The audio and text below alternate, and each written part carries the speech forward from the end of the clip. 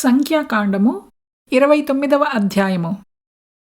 4వ దినమున నిత్యమైన దహనబలియు దాని నైవేద్యమును పానార్పణమును కాక నిర్దోషమైన 10 కోడెలను 2 పొట్టేళ్లను ఏడాదివైన 14 గొర్రెపిల్లలను విధి ప్రకారముగా వాటి లెక్క చొప్పున ఆ కోడెలతోనూ పొట్టేళ్లతోనూ గొర్రెపిల్లలతోనూ వాటి నైవేద్యమును పానార్పణములను పాపపరిహారార్థబలిగా ఒక మేకపిల్లను అర్పింపవలెను.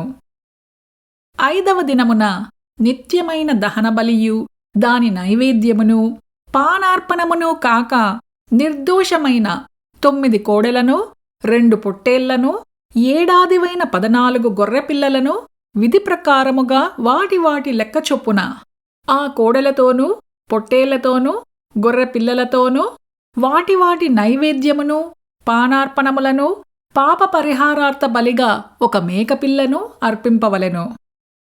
6వ దినమున నిత్యమైన దహనబలియు దాని నైవేద్యమును పానార్పణమును కాక నిర్దోషమైన 8 కోడెలను 2 పొట్టేళ్లను ఏడాదివైన 14 గొర్రెపిల్లలను విధి ప్రకారముగా వాటి లెక్క చొప్పున ఆ కోడెలతోనూ పొట్టేళ్లతోనూ గొర్రెపిల్లలతోనూ వాటి నైవేద్యమును పానార్పణములను పాపపరిహారార్థ బలిగా ఒక మేకపిల్లను అర్పింపవలెను.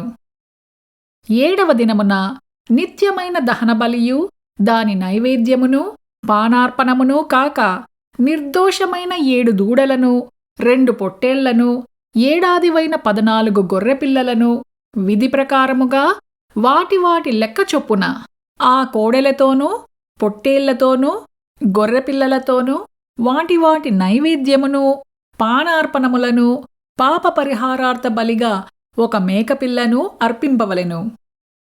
8వ దినము మీకు వ్రతదినముగా ఉండును. అప్పుడు మీరు జీవనోపాధి అయిన పనులనేమియూ చేయకూడదు.